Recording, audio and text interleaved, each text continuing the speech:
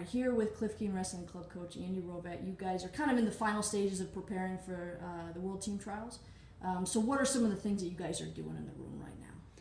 Right now, so in the final stage, we just transitioned from phase of doing a lot of live situations where I just give them a block of time and they put themselves in the position over and over again and they're figuring it out.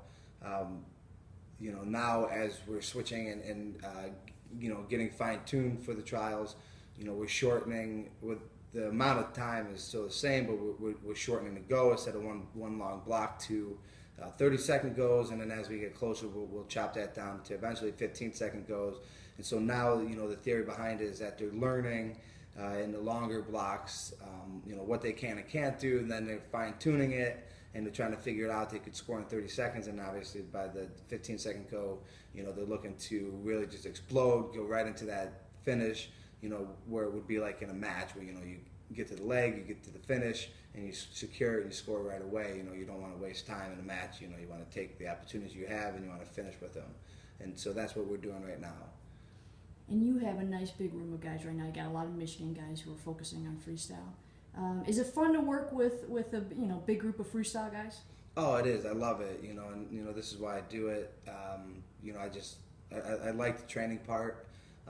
Because I have a plan, I have a system, that I've been working with, and if you could show each athlete just a little thing, and they pick it up, our whole focus is consistency over time, so that we know that they're hitting certain areas and they're getting the work that they need, but they're able to use the individuality of the workout to do what they want. Because if I put two guys in the same seatbelt position, they're going to have two different go-to moves. Mm-hmm. But I put them there enough, and they're the way we structure the workouts is that there's open enough time to, afterwards, when it's an open room, where they're asking the questions like, what can I do to improve this position, or how could I get better here, so it is just the way that it's structured, and I do everything, and it's more of a learning environment instead of I'm just going to tell you how to do everything. I'm a coach. I give suggestions. It's up to the athletes to figure it out because they want to win, and they're going to. And are you particularly excited to see this much interest in freestyle among our current college athletes?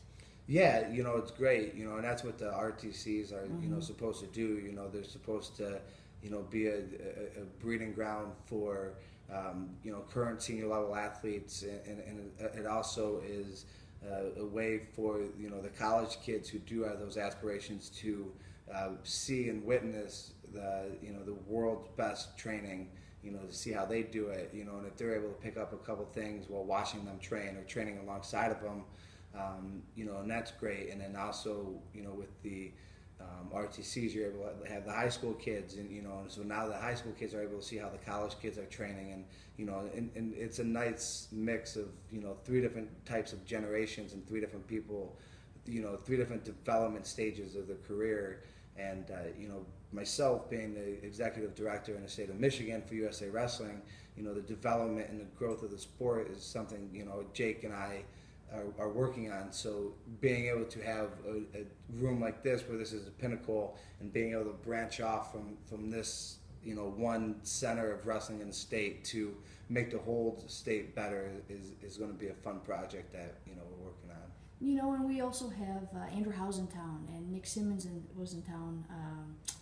Tyrell Fortune was in town prior to the U.S. Open. As we continue to grow our club, that's really something that you want to emphasize is having training camps and getting some of these top guys to come here, even for a week or two throughout the year. So will that continue to be a focus going forward? That will continue to be a focus, and we're really trying to get not just bring people in, but we're trying to expand our roster. Sure. Always, as we're getting closer to the 2016 Olympics.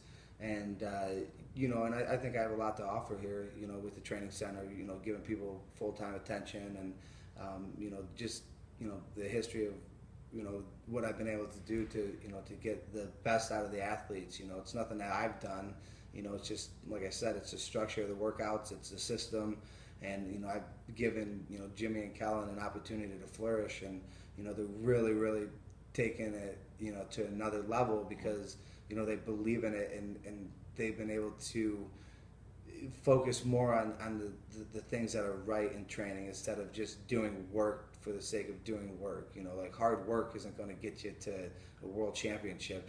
Just going in and busting your butt every day and doing things randomly isn't going to go get you an Olympic title. It's sticking to a plan and then within that plan, hyper focusing on the aspects of your sport, of your game, so to say, that you want to fine tune and you want to get better, because in the end it's that person's job and it's their that's all they have to do is get better, and that I'm going to show them the guidelines and they just have to get better on the wrestling aspect. All right, you touched on Kellen and Jimmy, and obviously those two guys are most successful performers at the U.S. Open.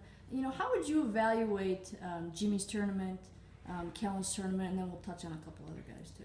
I thought they wrestled great. Obviously, Kellen being a returning champ, he wanted to, keep it up and, repeat what he did. But, it's the U.S. Open. It's a hard thing to do. So we can't hang our head and be like, oh, it was a failure. It wasn't, and every time he goes and he gets to wrestle Brent, he's proven he's beaten all the other guys in the weight class, and he did it last year, he did it again, and he's going to continue to do that.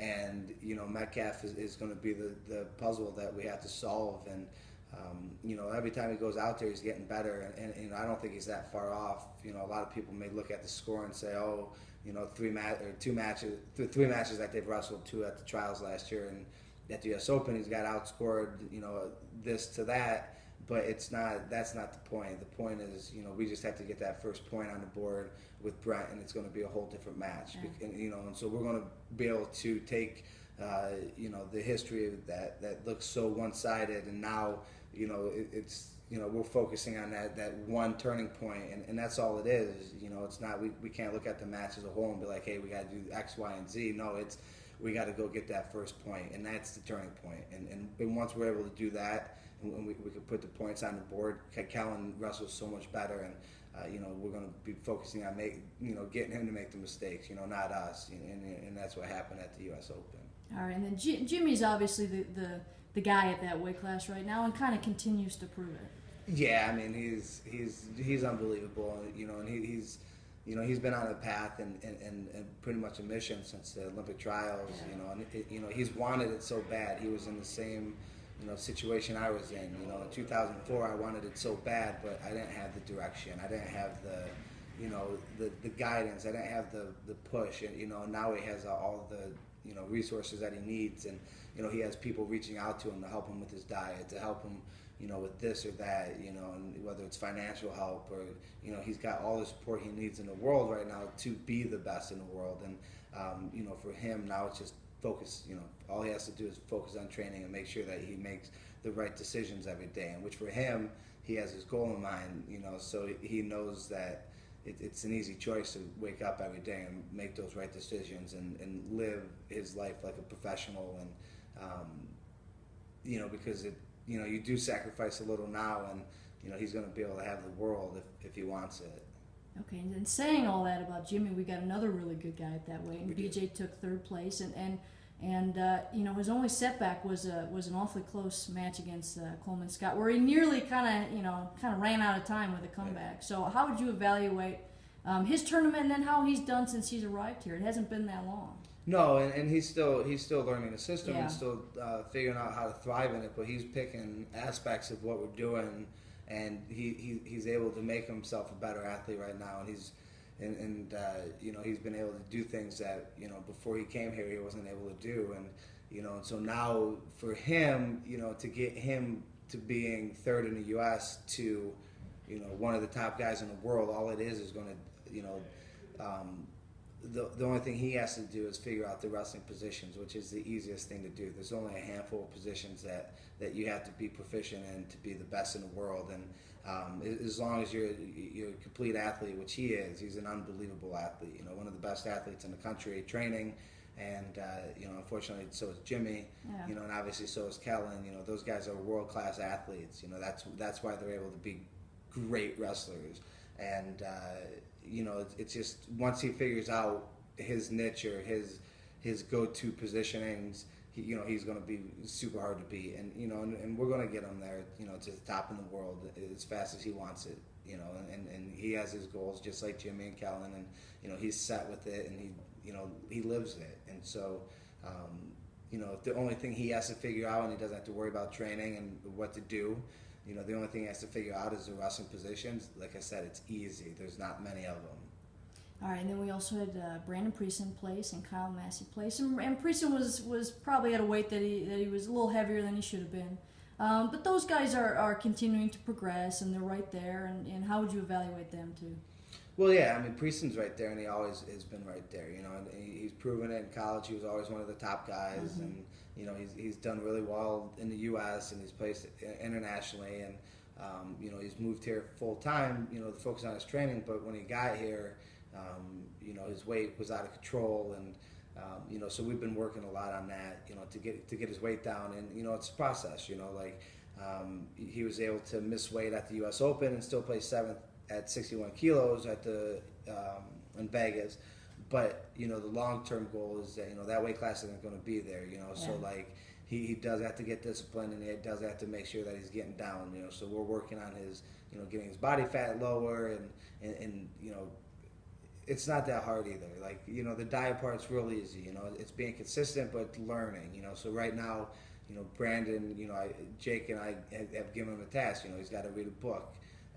You know, to help learn about his nutrition right now. You know, and if I were to write it down for him and say, hey, just follow this, he's not going to do it because there's no accountability, and he doesn't know the reason why I'm telling him to do things. You know, it's easy for me to explain why I tell him to do, you know, backflips are going to make him a better wrestler. I could tell him that. Or why, you know, working on your back handsprings will make you a better athlete, which is going to make you better at, you know, your positionings in wrestling. It's easy for me to tell him that, but and for him to understand it. You know, if you can't understand being a better athlete is going to make you a better wrestler, you shouldn't be in the sport, and he shouldn't have made it this far. But yeah, so the diet part, you definitely have to learn. I mean, and that was one of the things, I didn't learn it because people would try to tell me, you know, do this X, Y, and Z, and you're like, well, why? You know, it's like they'll tell you, but they'll never offer you the reasons why. And so now we're giving him a book with all the answers why he needs to do things, and he's going to do it. He's smart, and he's really driven. So, you know, the long-term goal is, you know, making the Olympic team and, you know, winning the medal there, especially for that weight. Okay, and then what's the plan over the next few days as you know, continue to get closer and closer and closer? Yeah, well, we always, you know, the training cycle and plan for me is always the same. You know, they walk in the morning between 7:30. Get their bodies moving, get their breakfast, and now we had to switch our training to 9 o'clock instead of 10, which I liked a lot better. You know, it's a contact sport; it's hard to get ready at 9 o'clock to get another person to put their hands on you. Yeah. But yeah, so we work out at 9, and then 3:30 or 4:30, depending on the day, in the afternoons. But we always do the situations and one live match at practice. But towards the end of the week, on Fridays, I always let them, you know, because I've had my thumb on them for so long, and you know, so many whistle starts that, you know, you don't want to drive them insane. So Fridays we kind of open it up a little bit, and then do 2 matches. You know, give them a little freedom, let them end the week feeling a little better, a little less, you know, taxed on their bodies, give their minds a break, but at the same time prepare them for what they have to do anyways. On the following Fridays, just wrestle a couple matches. You know, the training's done, and you know, now it's just go out there, have fun, but with the focus on winning, because they're still so rigid from the whole week's training that they're out there and they have one focus, and that's to go win that match that they're wrestling. So okay, Andy, good luck. Thank you. All right, we'll see you out there.